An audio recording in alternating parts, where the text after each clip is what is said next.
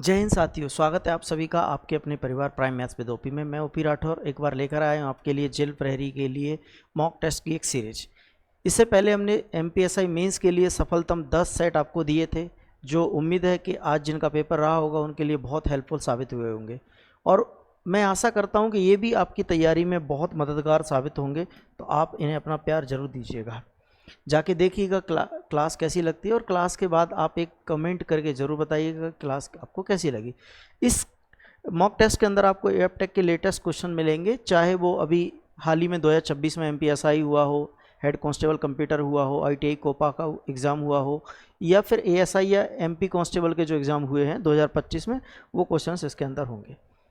Class की PDF के लिए आप ये टेलीग्राम ज्वाइन कर लीजिएगा। आज की क्लास का पहला क्वेश्चन अलजेब्रा से है कि x की power 4 minus 2x cube plus 3x square minus 5x plus 2 को x माइनस 3 से डिवाइड किया जाए तो शेषफल क्या बचेगा, रिमाइंडर क्या बचेगा। सर इसमें दो बातें पूछ ली जाती हैं आपसे, कभी कभी रिमाइंडर पूछा जाता है और कभी कभी आपसे भागफल पूछा जाता है।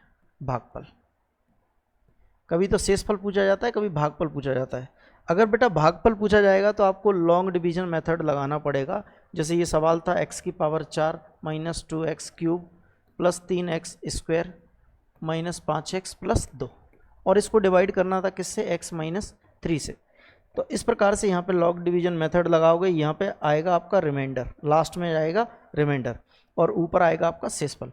लेकिन ये मेथड तब लगाना है, ऊपर भागफल आएगा तब लगाना है जब आपको भागफल निकालना हो। चूँकि अगर आपको भागफल नहीं निकालना है तो आप इसको डायरेक्ट कर सकते हो। कैसे कि सर हमें डिवाइड करना है किसको, x की power 4 minus 2x cube plus 3x square minus 5x plus 2 को किससे डिवाइड करना है सर, x माइनस 3 से, x माइनस 3 से करना है।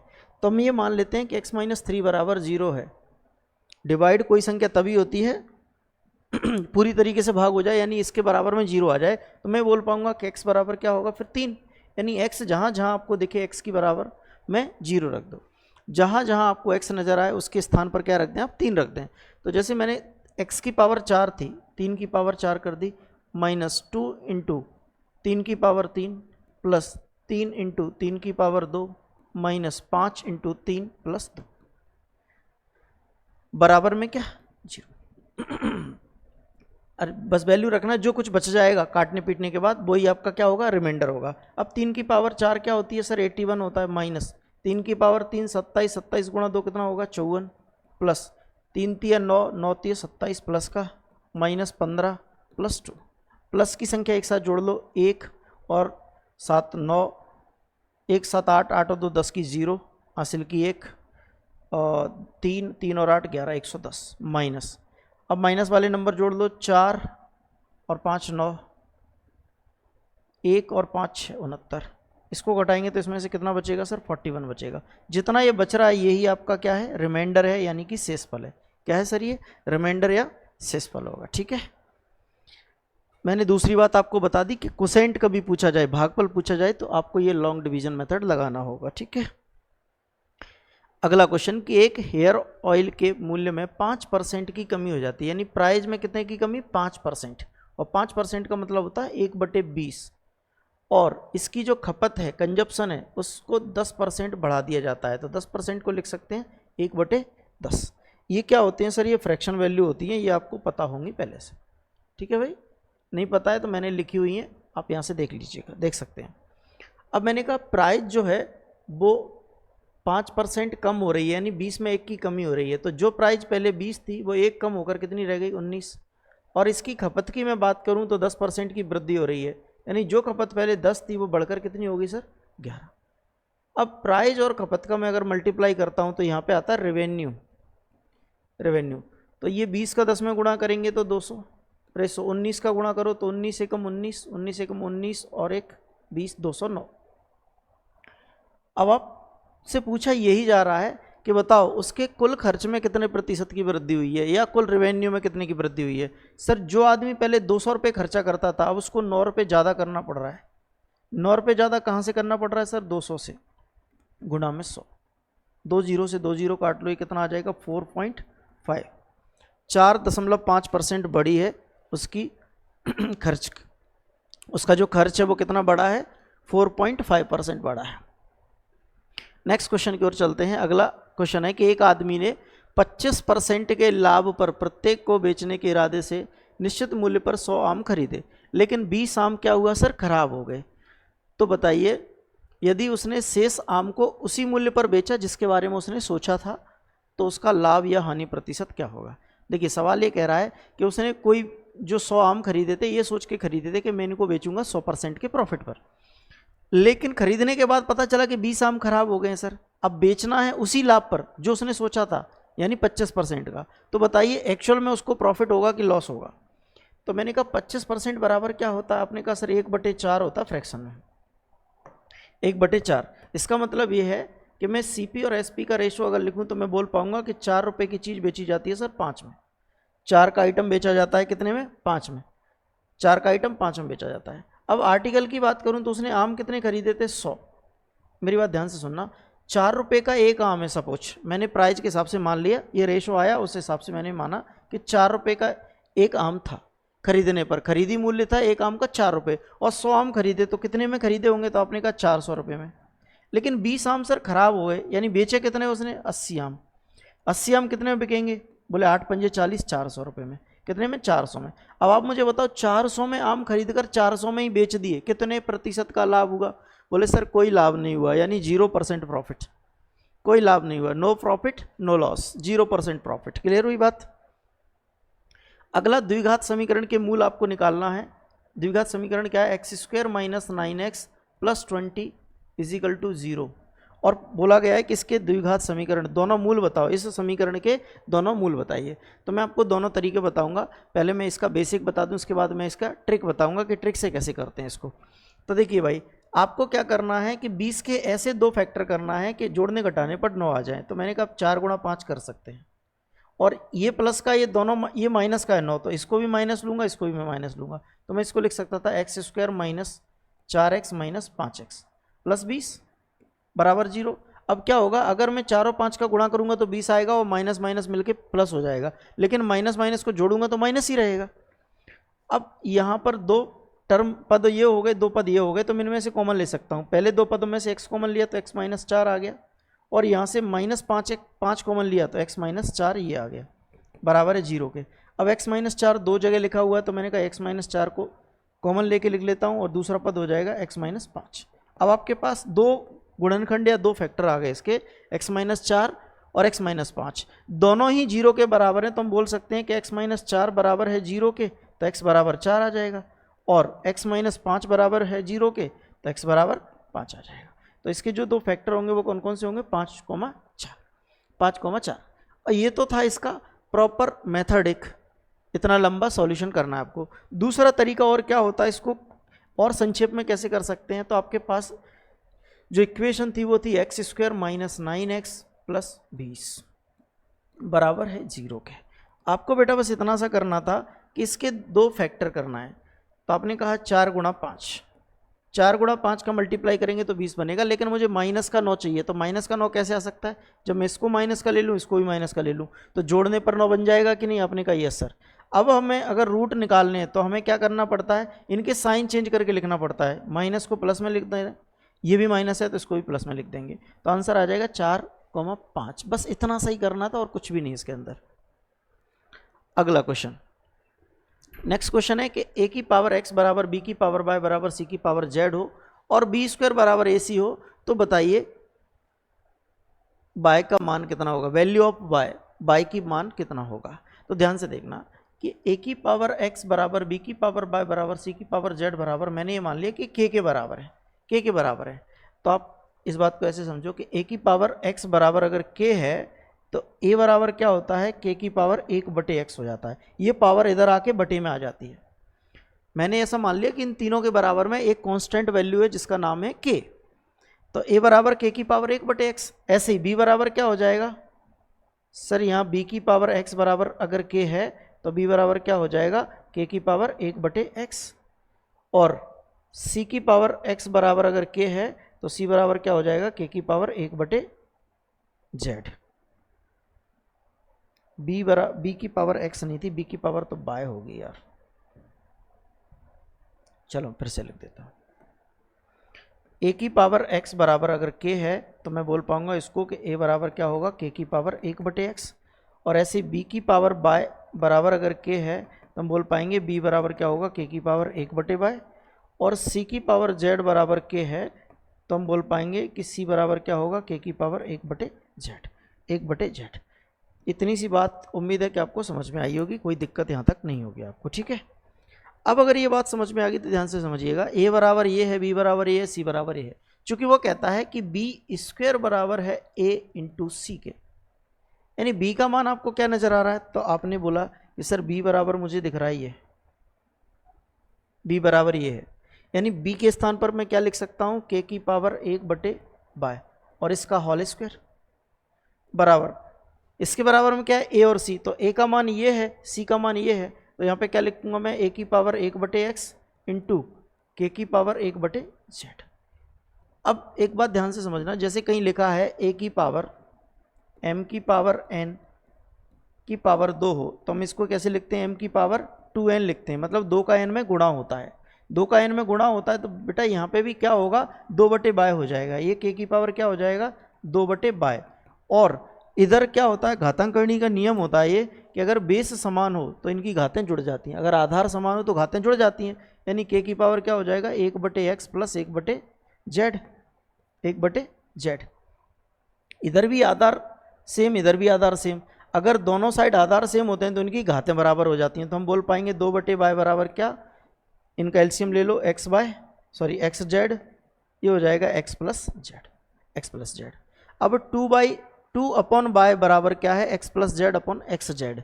सर मुझे बाय का मान चाहिए, तो बाय का मान कैसे निकलेगा, मैंने कहा इसको पलट के लिख दो, तो पलट के लिखने पर y/2 आ जाएगा और पलट के लिखने पर xz/x प्लस जेड होगा। ये 2 का गुणा यहाँ कर दो तो नीचे से हट जाएगा, ये नीचे से ख़त्म करो इसको और यहाँ मल्टीप्लाई कर दो, तो ये बन जाएगा, क्या बन जाएगा, y बराबर 2xz upon x plus Z, 2xz upon x plus Z, जो कि सी ऑप्शन में आपको नजर आएगा, सी ऑप्शन में आपको दिखेगा, ठीक है भाई, समझ पाए। अच्छे क्वेश्चन लिए मैंने थोड़े से, आपको लगता है कि बहुत इजी क्वेश्चन करा देते हैं सर, इसलिए अच्छे क्वेश्चन्स लिए शुरुआत में कुछ। चलिए कुछ इजी क्वेश्चन भी हैं, जैसे कि सवाल को आप देखेंगे तो ध्यान से पढ़ें कि किसी वस्तु के विक्रय मूल्य में अगर 627 रुपये की वृद्धि करते हैं तो 7.5% की जो हानि है वो 12.5% लाभ में बदल जाती है। बात को समझना, ये लाइन है, मैंने कहा यहाँ सीपी है, यहाँ सीपी है, सीपी होता है कितना, 100%, और इस ये बिक रही है कितने, 12.5% लॉस पर, 12.5% लॉस, और अगर इसका मूल्य 627 बढ़ा दें तो ये बिकने लगेगी 12.5% प्रॉफिट में, 12.5% प्रॉफिट में। अब बात को समझना कि जो लॉस हो रहा था 12.5, ये भी कवर हुआ, 7.5 का लॉस, कितने का था, 7.5 का था, 7.5 का लॉस भी कवर हुआ और 12.5 का प्रॉफिट भी मिला। 7.5 का लॉस कवर करने के बाद ही तो प्रॉफिट मिलेगा, यानी कुल मिला के अंतर कितने का आ गया, बोले 20% का।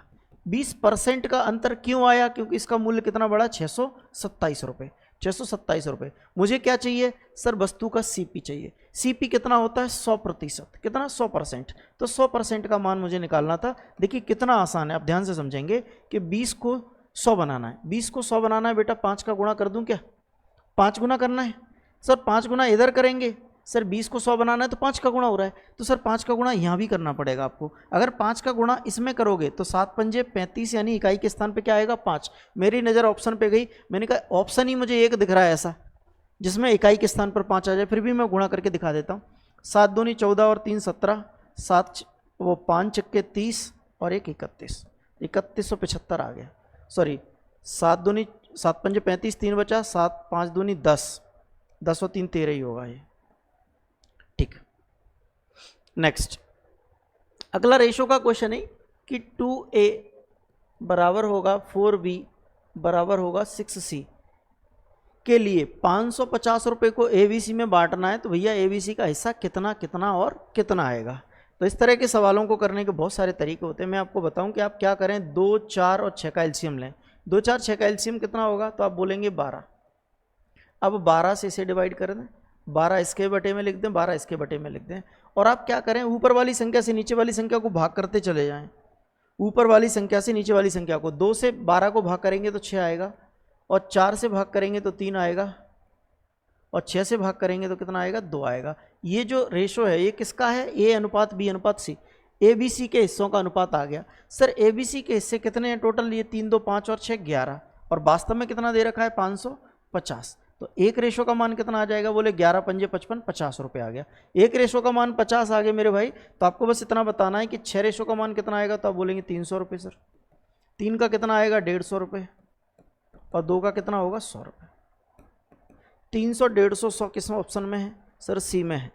आंसर सी हमारा करेक्ट उत्तर हो जाएगा। ठीक है, नेक्स्ट आगे बढ़ते हैं अगले सवाल की ओर कि अलीसा को उसके पिताजी से कोई धनराशि कितने वर्षों में 6% वार्षिक ब्याज की दर से धन और उस पर मिलने वाले ब्याज का अनुपात 10:3 हो जाएगा। अलीसा को उनके पिताजी ने कुछ पैसा उधार दिया, या उधार दी गई जो राशि उधार दी उस पर ब्याज की जो दर थी वो 6% थी।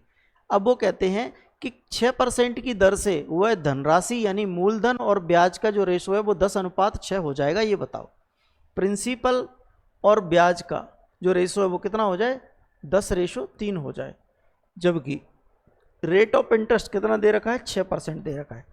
तो मैंने मान लिया कि ये मेरा प्रिंसिपल है, मैंने कहा 10 रुपये प्रिंसिपल है, 6% की रेट है, टी टाइम में टाइम निकालना है, 3 रुपये ब्याज मिलेगा, 3 रुपये ब्याज मिलेगा। मैंने क्या बोला, 10 रुपये प्रिंसिपल है, 6% की रेट है, और टी समय में 3 रुपये ब्याज मिलेगा। तो यहाँ से टी का मान आ जाएगा, एक जीरो से एक जीरो कट जाएगा। टी बराबर क्या होगा, 3 गुणा में 10 बटे में 6। तो ये 30 को 6 से भाग देंगे तो कितना आ जाएगा, 5 आ जाएगा। कितना आ जाएगा सर, 5 वर्ष आ जाएगा। उत्तर होगा 5 वर्ष। ठीक है, नेक्स्ट क्वेश्चन। अगला सवाल है कि कोई राशि किसी साधारण ब्याज की दर से 5 वर्षों में दोगुनी हो जाती है। मान लो 1 रुपये था, 1 रुपया था, ये 5 वर्षों में साहब 2 रुपये बन गया। ये प्रिंसिपल था और ये अमाउंट है। तो मैं आपसे पूछता हूँ इस पर ब्याज कितना मिला होगा, तो आपने कहा 1 रुपये ब्याज। और वो कहता है कि वो कोई अन्य धनराशि 12 वर्षों में, कोई अन्य धनराशि दूसरी धनराशि 12 वर्षों में किसी अन्य साधारण ब्याज की दर से 3 गुनी हो जाती है। कितनी, 3 गुनी हो जाती है। तो यहाँ पर ब्याज कितना है, तो आप बोलेंगे 2 रुपये। मैं फिर से समझाता हूँ कि 2 रुपये ब्याज क्यों है। यहाँ 1 रुपये आपने लगाया और आपको 2 रुपये मिल रहा है बदले में। इसका मतलब 1 रुपये तो आपका मूलधन था, 1 रुपये ब्याज के रूप में मिला। ब्याज कितना था, 1 रुपये। कितने सालों में, 5 सालों में। अगर आपसे कोई कहे कि रेट निकालना है सर, तो रेट कैसे निकालेंगे, 1 रुपये ब्याज बटे में 5 इंटू में 100, तो ये आ जाएगा 20%। और यहाँ 1 रुपये 3 गुना हो जाता है। इसका मतलब 1 रुपये तो आपका मूलधन था, बाकी का 2 क्या है, ब्याज है। तो जो 2 रुपये ब्याज है कितने वर्षों में मिला, 12 वर्षों में, गुणा में 100, गुणा में 100। तो ये 2 से काटने पर 6 आ गया। 100 बटे 6 कितना होता है, 16 सही 2 बटे 3%। अब क्वेश्चन में बस इतना सा पूछा गया कि भैया ये बता दो कि छोटी ब्याज दर कौन सी है। तो ये 20 है और ये 16 है, तो छोटी कौन सी होगी, 16 सही 2 बटे 3%, यानी कि सी ऑप्शन। नेक्स्ट अगला क्वेश्चन है कि प्रसवावस्था के दिन हैं ये, और ये रोगियों की संख्या है। तो मैं इसको बोल सकता हूँ कि ये हमारे आंकड़े हैं और ये रोगियों की संख्या बारंबारता है। तो x का मान क्या क्या दे रखा है, 7 8 9 10 11। और अगर बारंबारता की मैं बात करूँ तो ये कितनी है, 5 7 8 6 4। और आपसे क्या पूछा गया है, पूछा गया है कि निम्नलिखित आंकड़ों से बहुलक की गणना करें। निम्नलिखित आंकड़ों से बहुलक की गणना करें, यानी find the mode of the given data.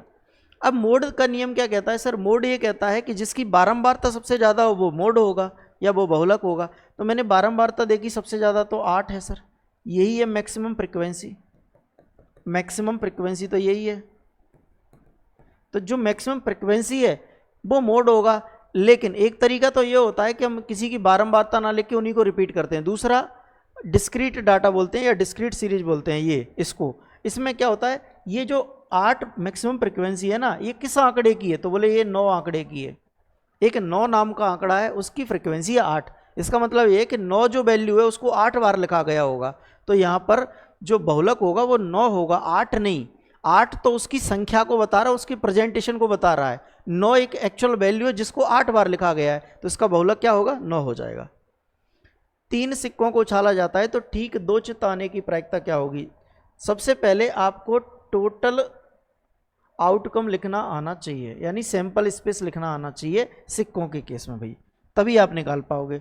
Sir 3 सिक्के फेंके जाते हैं तो 3 की पावर 3 सिक्के तो 2 की पावर 3 कर लो, यानी कि 8 होते हैं। ये 8 आउटकम कैसे लिखते हैं? तो आप क्या करें, 4 बार पहले हेड लिखें और 4 बार टेल लिखें, क्योंकि एक सिक्के के 2 ही पहलू होते हैं, हेड या टेल, यानी चित्त और पट। फिर दूसरी बार में क्या करें, 2 बार हेड 2 बार टेल, 2 बार हेड 2 बार टेल, फिर 1 बार हेड 1 बार टेल, 1 बार हेड 1 बार टेल, 1 बार हेड 1 बार टेल, 1 बार हेड 1 बार टेल। इतना लिखने के बाद हमको क्या करना है सर, हमको ये देखना है कि हमसे पूछा क्या गया, बोले ठीक 2 हेड, यानी एग्जैक्ट 2 हेड कितनी बार आ रहे हैं? तो मैंने कहा यहाँ तो 3 आ रहे हैं, यहाँ पर आ रहे हैं 2, 1 और 2, यहाँ 1 2 2 आ रहे हैं और यहाँ पर 2 आ रहे हैं, बाकी जगह नहीं आ रहे। यानी 3 स्थितियाँ ऐसी बनेंगी जब एग्जैक्टली 2 हेड आएंगे। कितने में से? सर ये टोटल आउटकम कितने? 8, तो 3/8 is the correct Uttar, option D. ठीक है, नेक्स्ट अगले क्वेश्चन की ओर बढ़ते हैं। नेक्स्ट क्वेश्चन है, दोस्तों ए और बी ने एक ओवरहेड टैंक को क्रम से 15 और 18 घंटे में भर सकते थे। ए और बी एक टैंक को 15 घंटे और 18 घंटों में भर सकते थे। मैंने एलसीएम लिया इनका, एलसीएम कितना आएगा 15 18 का, बोले 90 आ जाएगा। 15 छिक्के 90, 18 पंजे 90। लेकिन दोनों नलों को 7 घंटों के लिए खोल दिया जाता है और फिर बी को बंद कर दिया जाता है। अच्छा, दो नल हैं जो एक टैंक को 15 और 18 घंटों में भर सकते थे, लेकिन इनको 7 घंटे के लिए खोला जाता है। तो मुझे एक बात बताओ, 7 घंटों में अगर दोनों नल चलेंगे 6 और 5 11 की दर से, तो कितना पानी भर देंगे? तो आपने कहा 77। अब 90 में से 77 भर गया, इसमें से इसको घटाओ तो कितना बचेगा? 13। अब नल कौन सा बंद कर दिया गया? बी को बंद कर दिया गया। तो टैंक को भरने में ए को कितना समय लगेगा? सर ए अपनी क्षमता से भरेगा, इसकी क्षमता कितनी है? 6, तो ये 13/6 और लेगा समय। 13/6 किसी ऑप्शन में है? सर बी में, तो बी हमारा उत्तर हो जाएगा। ठीक है भाई, इजी था क्वेश्चन। अगला क्वेश्चन बहुत प्यारा सवाल है टाइम एंड वर्क का। टाइम एंड वर्क का बहुत प्यारा सवाल है, लंबा चौड़ा दिख रहा होगा लेकिन है इजी सवाल। ठीक है, देखते हैं। पी 10 दिनों में एक काम का 1/4 कर सकता है। पी 1/4 10 दिनों में, तो पूरा काम कितने दिनों में होगा? बोले 4 का नीचे से गुणा कर दो, तो पी पूरा काम करेगा सर 40 दिनों में। पी 40 दिनों में करेगा। और क्यू 15 दिनों में 40% करता है। क्यू 15 दिनों में 40%, 40% होता है 2/5, कितने दिनों में? 15 दिनों में। तो पूरा कितने दिनों में करेगा? बोले क्रॉस मल्टीप्लाई करो, क्रॉस मल्टीप्लाई करेंगे तो 75/2 कितना आएगा? 75/2। तो क्यू करेगा इसको 75/2। फिर आर की मैं बात करूं तो आर 1/3, आर 13 दिनों में 1/3 करता है। आर जो है वो 1/3 काम कितने समय में करता है? 13 में। तो पूरा 13 तिया 39 में, 13 तिया 39 में। और एस की बात करें तो एस 17 दिनों में, एस 37.5 होता है 3/8। 3/8 काम कितने समय में करता है? 17 दिनों में। 3/8 17 दिनों में, तो पूरा कितने दिनों में करेगा? बोले 3 का गुणा करो, 3 का भाग लगाओ, 8 का गुणा करो। तो 8 का गुणा करते हैं इसमें, तो 8 7 56 और 8 3 24, 24 और 5 29, 29/3। 8 7 56, 5 बचा 8 एकम 8, 8 7 56, 5 बचेगा 8 एकम 8 और 5 13, 136/3। 3 से भाग लगाओ इसको, 3 चौके 12, 1 बचेगा 16, 3 5 15.33। ये कर लेगा 45.33 दिनों में। अब देखिए वो ये कह रहा है कि ये बताओ कि सबसे कम कुशल कौन है, कि सबसे कम कुशल कौन है। सर सबसे कम कुशल वो व्यक्ति होता है जो सबसे ज़्यादा दिन लेता है, सबसे कम स्किल्ड वो व्यक्ति होता है जो सबसे ज़्यादा टाइम लेता है। तो मैंने कहा सबसे ज़्यादा टाइम कौन ले रहा है? ये 4 लोग हैं आपके सामने, P Q R S T. P 40 दिन लेता है, ये कितने लेता है? सर आधा करेंगे तो ये 37.5 दिन लेता है, ये 39 लेता है, ये 45.33 लेता है। तो सबसे कम कुशल तो एस ही है। सबसे कम स्किल्ड व्यक्ति कौन है? एस है। इसकी कार्यक्षमता सबसे कम आएगी। भाई जो ज़्यादा दिन लेगा उसकी कार्यक्षमता उतनी कम आएगी। 2 कारें निश्चित बिंदु से समकोण दिशा में बढ़ने वाली दो अलग अलग सड़कों पर समान समय पर चलना प्रारंभ करती हैं। यदि उनकी गतियां क्रम से 36 किलोमीटर प्रति घंटा और 48 किलोमीटर प्रति घंटा हो तो 15 सेकंड के बाद उनके बीच की दूरी क्या होगी। देखो समकोण वाली दिशा का मतलब ये है कि एक ऊपर की तरफ जा रही है तो एक इधर की ओर जा रही है, इस एरो के डायरेक्शन में जा रही है। एक की गति 36 किलोमीटर प्रति घंटा है और इसकी मैंने 48 बोल दी, 48 किलोमीटर प्रति घंटा। तो बताओ कि 15 सेकंड के बाद ये कितनी दूरी तय कर लेंगी, इनके बीच की दूरी कितनी होगी ऐसा बोला है। देखो 36 किलोमीटर प्रति घंटा है और मुझे 15 सेकंड में डिस्टेंस निकालना है, तो पहले 36 को मीटर पर सेकंड में बदलने के लिए 5/18 का गुणा करूंगा और फिर 15 का गुणा करूंगा, तो 15 सेकंड में कितने मीटर चलेगा ये। 18 दूनी 36, 10 से 15 का गुणा करूंगा तो ये 150 मीटर आ जाएगा। कितना आ जाएगा, 150 मीटर। इसको बोल सकते हैं कि सर इसने दूरी जो तय की वो 150 मीटर की थी। अब दूसरे की स्पीड कितनी है, 48 किलोमीटर प्रति घंटा। इसको मीटर पर सेकंड में बदलने के लिए 18/5 का गुणा करेंगे और 15 सेकंड के लिए चलाएंगे। सर 15 सेकंड के लिए अगर ये चलता है तो 6 18, 6 8 48, 3 से 5 बार, तो 25 × 8 कितना होता है, 200। कितना आ गया, 200 मीटर। तो आप बोल पाएंगे कि इधर जो चला वो कितनी थी, 200 मीटर। 200 मीटर। तो कहता है कि अब उनके बीच की दूरी कितनी होगी। अब इनके बीच की दूरी को ऐसे नापेंगे हम, और ये क्या है, एक राइट एंगल ट्राइंगल है, एक समकोण त्रिभुज है। अगर आप ध्यान से देखें ये 3 और ये 4 तो ये 5 होगा, और नहीं तो आपको क्या करना है कि 150 का स्क्वायर करना है प्लस 200 का स्क्वायर करना है और इसका मान आ जाएगा, रूट डालने पर इसका मान आ जाए। दूसरा आपको ये दिख रहा होगा कि 3 4 5 एक रेशो होता है। 3 की वैल्यू कितनी है, 150, 50 × 4 की वैल्यू 200 है, तो 5 की वैल्यू कितनी आ जाएगी सर, 250 आ जाएगी। तो ये कितना आ जाएगा, 250 आ जाएगा। कैलकुलेशन मैंने आपके ऊपर छोड़ दी, आप करके देख लीजिएगा इसको, तो इससे आपका आंसर मिल जाएगा। ठीक है। जब सूर्य से अवनमन कोण 30 डिग्री हो तो एक वृक्ष की छाया की लंबाई 6√3 सेंटीमीटर थी। जब सूर्य से अवनमन कोण 60 डिग्री होगा तो वृक्ष की छाया की लंबाई क्या होगी। तो देखो भाई 30 डिग्री का कोण कहाँ बनता है और 60 डिग्री का कहाँ बनता है। दूर जो कोण बनता है वो कम डिग्री का होता है। जब 30 डिग्री का कोण था तो ये वृक्ष है आपका, ये वृक्ष, इसकी ऊंचाई h है और इसकी जो छाया पड़ रही थी वो कितनी थी, 6√3। डायग्राम का पूरा खेल होता है, डायग्राम को ध्यान से समझने की जरूरत है। एक वृक्ष है h मीटर ऊंचाई का, इसकी जो छाया पड़ रही है वो 6√3। कब, जब 30 डिग्री का एंगल बनता है। तो मैंने कहा tan थीटा लगाओ इसमें, tan 30 डिग्री, tan थीटा मतलब ये थीटा का मान कितना है, 30 डिग्री। ये क्या होता है, आधार बटे सर लंब बटे आधार होता है, यानी h/6√3। इसका मान कितना होता है, 1/√3 बराबर h/6√3। अब आप जानते हैं कि √3 से √3 कैंसिल आउट कर सकते हैं यहाँ से, ये √3 से √3 कट गया, 6 का क्रॉस मल्टीप्लाई कर देंगे तो h बराबर क्या बोल पाएंगे, 6, h बराबर 6। लेकिन वो कह रहा है कि अगर एंगल 60 डिग्री का बने, एंगल 60 डिग्री का बने तो वृक्ष की छाया की लंबाई कितनी होगी। सर h का मान तो मैंने निकाल लिया, वृक्ष की लंबाई तो फिक्स है, तो मैंने कहा इस बार tan 60 डिग्री लगा दो। tan 60 डिग्री बराबर भी सेम होगा h बटे, इसको मैं x मान लूँ, h का मान मुझे 6 दिया हुआ है, h का मान तो मैंने निकाल लिया, और tan 60 का मान होता है √3 बराबर 6/x। अब मैंने क्रॉस मल्टीप्लाई कर दिया तो x बराबर क्या होगा, 6/√3।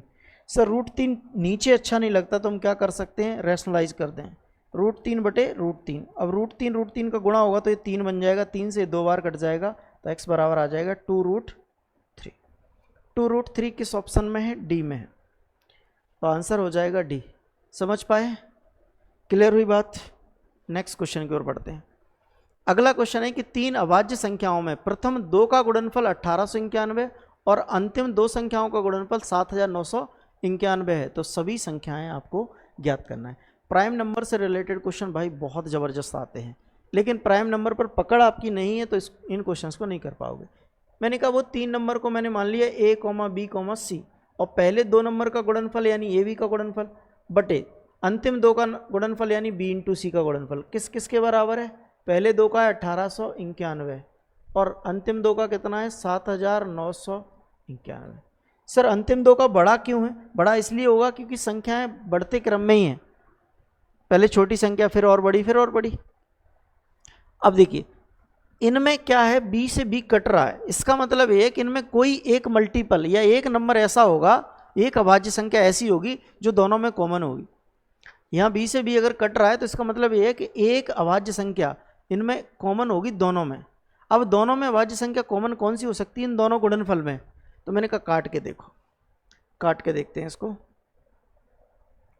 36 18 61 से भाग दो, 36 18 183 और कितना बचेगा सर 3, 6 बचेगा। 61 एकम 61, 61 से इसको भाग दो, 61 एकम 61 कितना बचेगा सर 9 दूनी 18, 189 हो गया। 61 तिया 183 कितना बचेगा 6, 61 हो गया। 61 एकम 61। तो हमने देखा कि ये दोनों संख्याएं किससे कट रही हैं 61 से, दोनों संख्याएं किससे कट रही हैं 61 से। और ऊपर जो कट के आ रही है संख्या वो कितनी है 31, और नीचे जो कट के आ रही है वो कितनी है 131। तो यही वो तीन संख्याएं जो प्राइम है, यही वो तीन संख्याएं जो कि प्राइम है। और ये किस ऑप्शन में है सर? डी में, डी में। ठीक है, नेक्स्ट अगला क्वेश्चन है कि एक भिन्न का अंश हर के 2 गुने से 1 कम है। तो मैंने अंश मान लिया x, और जो एक भिन्न का जो हर है अंश के 2 गुने से, अंश का 2 गुना करोगे 2x, और इससे 1 कम है, इससे 1 कम है। ये आपका एक्चुअल भिन्न है। अब वो कहता है कि हर और अंश को 1 1 बढ़ा दें, इसको 1 बढ़ा दो, इसको भी 1 बढ़ा दें, तो ये कितना हो जाता है 3/5 हो जाता है, 3/5 हो जाता है। अब मुझे क्या करना था बेटा, यहाँ से क्रॉस मल्टीप्लाई करना था, इसका इसमें, इसका इसमें। आप देखेंगे ये दोनों तो कट ही जाएंगे, -1 से +1 आपस में कट जाएगा। 5 का गुणा ऊपर करेंगे तो 5x + 5 बराबर 3 का गुणा नीचे करेंगे तो 6x बनेगा। 5x को इधर ले जाएंगे तो x बराबर कितना आ गया 5। x का मान बेटा 5 आ गया। अब मेरा जो ओरिजिनल भिन्न था वो क्या था x/2x - 1, 2x - 1। तो x का मान कितना है सर 5, और नीचे कितना आ जाएगा 10 - 1 यानी कि 9। तो उत्तर होगा 5/9, आंसर 5/9 आ जाएगा। ठीक है, समझ पाए। नेक्स्ट अगला क्वेश्चन है, इसमें बताना है अंतिम अंक, और इस अंतिम अंक का मतलब क्या होता है? इसका मतलब होता है यूनिट डिजिट या इकाई अंक। इकाई अंक मतलब आपको फाइंड आउट क्या करना है, इकाई अंक करना है। इकाई अंक को निकालने के लिए पावर वाली संख्याओं का नियम ये कहता है कि अगर कोई संख्या का, जैसे 7 की पावर 100 1108 दे रखी है मान लो, तो मैं कितनी बड़ी पावर दे रखी हो, ये 4 की साइक्लिसिटी पर आती हैं, रिपीट होती हैं, तो मैं 4 से डिवाइड कर दूं। 4 से डिवाइड करने पर जो भी पावर बच जाए 1 2 3 वो इसके ऊपर लिख लेना है। अगर 0 बचे यहाँ पर, मतलब ये 4 से पूरा डिवाइड हो रहा हो, तो पावर मिनिमम 4 लगाना। फिर तो मैंने देखा यहाँ पे 2 की पावर 48 है, सर 48 तो 4 से कट जाती है, तो मैं 2 की पावर मिनिमम 4 ले लूँगा। 7 की पावर 40 है, ये भी 4 से कट जाता है, तो 7 की पावर भी 4 ले लूँगा। और 4 की पावर 48 है, 48 भी 4 से कट जाता है, तो 4 की पावर अगेन 4 ले लूँगा। अब ध्यान से समझेंगे सर, 2 की पावर 4 16 होती है, 16 का इकाई अंक कितना होता है 6। 7 की पावर 4 क्या होता है, 7 की पावर 2 करेंगे तो 49, और 1 और 49, 9 9 में कितना होता है 81, यानी 1 आएगा। समझ रहे हैं? 4 की पावर 7 की पावर 4 का मतलब क्या है, 7 की पावर 2 मतलब 49 गुणा 49, और 9 गुणा 9 कितना आएगा, इकाई के स्थान पर 1। ऐसे ही 4 की पावर 2 16, 16 गुणा 16 में 6 आएंगे, 6 चंके 36 यानी इकाई के स्थान पर 6, और 6 का 6 में गुणा करते हैं तो 36 यानी इकाई के स्थान पर फिर से 6 आ जाएगा। तो आंसर क्या हो जाएगा, बी। आंसर बी हो जाएगा। उस सबसे छोटी संख्या के अंकों का योग ज्ञात करिए जो 2 3 4 5 और 6 से विभाज्य हो, परंतु प्रत्येक दशा में शेषफल 1 बचे, परंतु प्रत्येक कंडीशन में रिमाइंडर कितना बचना चाहिए 1। तो ऐसी कंडीशन में क्या पूछ रहा है, वो छोटी से छोटी संख्या निकालना है। तो इसके लिए हमें निकालना पड़ता है एलसीएम, लीस्ट कॉमन मल्टीपल। किसका एलसीएम निकालेंगे हम, 2 3 4 5 6, इनका एलसीएम मुझे निकालना है। तो देखिए एलसीएम उन्हीं संख्याओं का निकालते हैं जो अलग हो, जैसे 2 4 का ही पार्ट है, 3 6 का पार्ट है। मुझे बस इन 3 संख्याओं का एलसीएम निकालने की जरूरत है, ये सब का एलसीएम निकल जाएगा। 4 5 6 का एलसीएम कितना होता है 60 होता है सर, 60। अब आप 2 से भी भाग कर सकते हो 60 को, 3 से 4 से 5 से 6 से, सबसे भाग हो जाए। अब वो कहता है कि ये बताओ कि इनसे भाग तो होना चाहिए परंतु शेषफल 1 बचना चाहिए। सर रिमाइंडर 1 कब बचेगा, जब मैं इसमें 1 जोड़ दूं, इसमें 1 जोड़ दूंगा तो ये कितना बन जाएगा 61। अब आप किसी भी संख्या से भाग लगाओगे शेषफल 1 बचेगा। वो कह रहा है ये नहीं बताना मुझे, इनके अंकों का योग बताना है। 6 और 1 कितना हो जाएगा 7। इनके अंकों का योग बताना है तो 6 और 1 7 हो जाएगा। बात समझ पाए?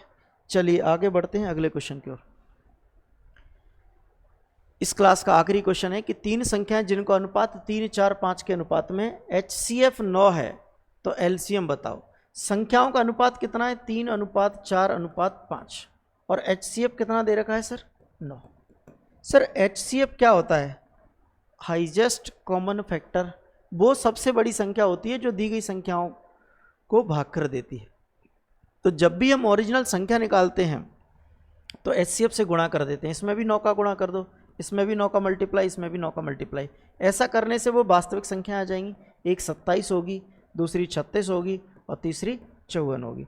अब मुझे इनका LCM लेना है। LCM तो देखिए LCM लेने का भी तरीका होता है कि हमेशा टेबल नहीं बनाना है हमको 6वीं क्लास के बच्चों की तरह नहीं करना है। मैंने ये कहा कि इसके ऐसे 2 फैक्टर करो, बोले 9 गुणा 6 हो रहा है ये, और इसके फैक्टर करें तो ये 9 गुणा 5 हो रहा है, और इसके फैक्टर करूं तो ये 9 गुणा 3 हो रहा है।